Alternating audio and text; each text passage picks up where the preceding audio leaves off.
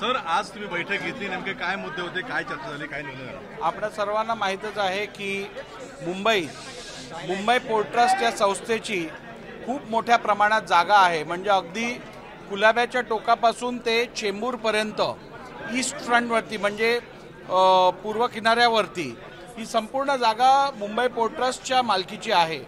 आणि असं असताना ह्या जागेवरती 4000 पेक्षा अधिक इमारती उभ्या आहेत। त्याचप्रमाणे काही बंदरं आहेत, त्याच्यावरती फिशिंगचा कारभार होतो, त्याचप्रमाणे शिप रिपेअरचं काम होतं, अनेक गोडाऊन्स आहेत। आणि असं असताना या सगळ्यांचं अस्तित्व एका प्रकारे धोक्यात आल्यासारखं झालं। इकडे त्या बरेचसे इश्यूज आहेत, बीपीटी रेसिडेंट्स आणि बीपीटी टेनंट्स जे आहेत त्यांचे। उदाहरणात्मक त्यांना जे भाडं वसूल केलं जात आहे ते बीपीटीच्या नवीन SOR प्रमाणे खूप जास्त आहे आणि ते भाडं परवडणारं नसल्यामुळे अनेक लोकांना इव्हिक्शन नोटिसेसही आल्या आहेत। तर या इव्हिक्शन नोटिसेसच्या आधारावरती पब्लिक प्रेमिसेस इव्हिक्शन ॲक्ट खाली त्यांचं इव्हिक्शन जे होत आहे ते थांबवणं अत्यंत आवश्यक आहे। जोपर्यंत सर्वोच्च न्यायालय अथवा केंद्र शासन या विषयाचा अंतिम निर्णय देत नाही तोपर्यंत हे इव्हिक्शन होऊ नये अशी मागणी आणि अशी माहिती आम्ही बीपीटी चेअरमॅन जे इकडे आज आम्ही आमंत्रित केलेले त्यांना दिली। त्याचप्रमाणे आपण बघितलं तर या ठिकाणी बऱ्याचशा जुन्या इमारती, मोडकळीस आलेल्या इमारती आहेत ज्यांची दुरुस्ती आवश्यक आहे, पण बीपीटीकडनं NOC प्राप्त न झाल्यामुळे या दुरुस्ती होऊ शकत नाही। तर त्या संदर्भातही NOC देण्यासंदर्भात कारवाई करावी असंही त्यांना सांगण्यात आलं आहे। त्याचप्रमाणे आपण बघितलं तर बरेचसे रेंट रिसीट्स ट्रान्सफर झाले नाही आहेत। वडलोपार जी जागा आहे, पिढ्यानपिढ्या लोक इकडे राहत आहेत, परंतु एखाद्या टेनंटचा मृत्यू झाल्यानंतर त्याच्या वारसांना जो अधिकार मिळायला पाहिजे, रेंट रिसीट ट्रान्सफर करून दिली पाहिजे, ते होत नाही आहे। त्या संदर्भातली ही कारवाई करण्याला सांगितलं गेलं आहे। आपण बघितलं तर SRA स्कीम ही राज्य शासन आणि मुंबई महानगरपालिकेच्या मालकीच्या जागांवरती यशस्वीपणे राबवली जाते, परंतु बीपीटीच्या जागेवरती ज्या झोपडपट्ट्या आहेत त्यांचा पुनर्विकास रखडलेला आहे, त्या संदर्भात कोणतीही पॉलिसी झाली नाही आहे। या संदर्भातही निर्णय घेण्यासाठी बीपीटी चेअरमॅनला सांगण्यात आलेलं आहे। आणि मला खात्री आहे की असे अनेक प्रश्न जे मुंबईतल्या बीपीटी टेनंट्स, भाडेकरू जे आहेत त्यांच्याशी निगडीत जे आहेत ते आता यापुढे निकालीत काढण्यात येतील।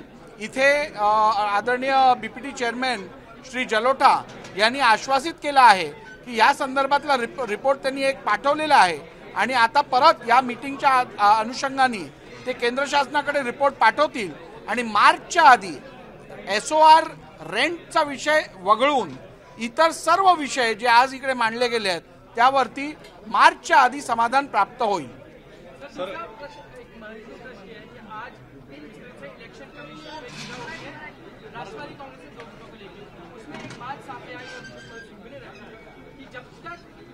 डिस्क्वालिफिकेशन का मुद्दा क्लियर नहीं हो जाता तब तक नाम किसका, चिन्ह किसका या नाम किसका, इसके ऊपर कोई निर्णय नहीं हो सकता, जो उनका कहना है। देखिए, का मामला पेंडिंग है। देखिए, इलेक्शन कमीशन ऑफ इंडिया ये एक ऑटोनमस बॉडी है और स्वायत्त संस्था है। विधिमंडल भी एक इंडिपेंडेंट बॉडी है और जुडिशरी भी एक इंडिपेंडेंट इंस्टीट्यूशन है और इसीलिए हर इंस्टीट्यूशन को उनका काम करना, जब कोई प्रोसीडिंग चालू है तो उनको अपना काम पूर्ण करने के लिए हमें निश्चित रूप से सहकार्य करना चाहिए। और मुझे पूरा यकीन है कि जो युक्तिवाद आज इलेक्शन कमीशन के सामने हुआ है उसके ऊपर निर्णय अच्छी तरीके से इलेक्शन कमीशन लेगा।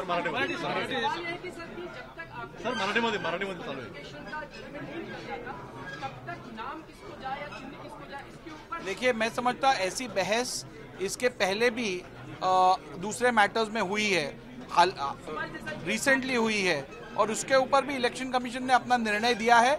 और इस निर्णय के ऊपर जो अपील फाइल हुई थी उसमें भी सुप्रीम कोर्ट ने अपनी इस बारे में अपनी भूमिका स्पष्ट की है और इसीलिए मुझे नहीं लगता इस पे और कोई विशेष टिप्पणी करने की जरूरत है। निवडणूक आयोगात आज राष्ट्रवादी कोणाच्या बाबत नोंद झाली, शरद पवार गटाकडून अभिषेक सिंग यांनी जो दावा युक्तिवाद केला त्यामध्ये ते म्हणतात की जोपर्यंत अपात्रता संदर्भात होत नाही तोपर्यंत पक्ष चिन्ह देऊ नये। या विषयातलं युक्तिवाद यापूर्वीही अनेक पिटिशन में झालं, हल्लीच जी शिवसेनेची मॅटर होती त्याच्यातही युक्तिवाद ह्या संदर्भात झालेला आहे.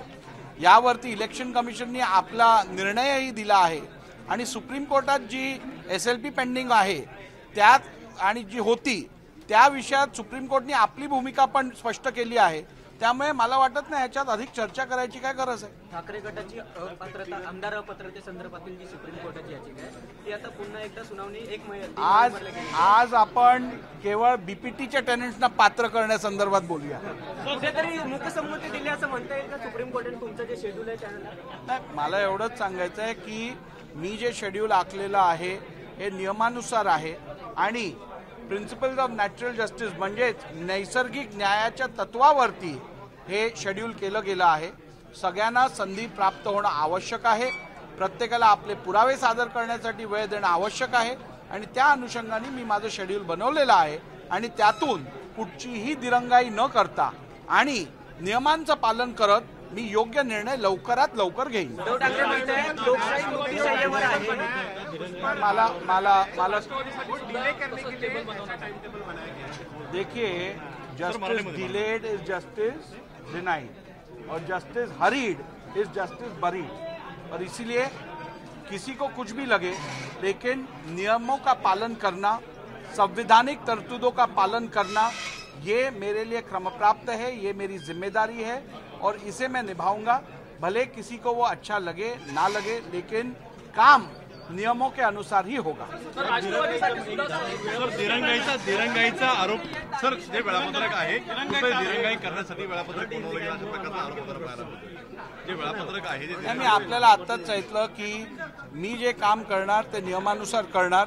मी आपल्याला आश्वासित केलं आहे, महाराष्ट्राच्या जनतेला आश्वासित केलेलं आहे की यात कुठच्याही प्रकारची दिरंगाई होणार नाही आणि तसं होत असताना कुठच्याही प्रकारची घाईही करणार नाही ज्यातून मिसकॅरेज ऑफ जस्टिस होईल किंवा नैसर्गिक न्याय तत्वाबरोबर कुठच्याही प्रकारची तडजोड होईल. ABP माझा, उघडा डोळे बघा नीट.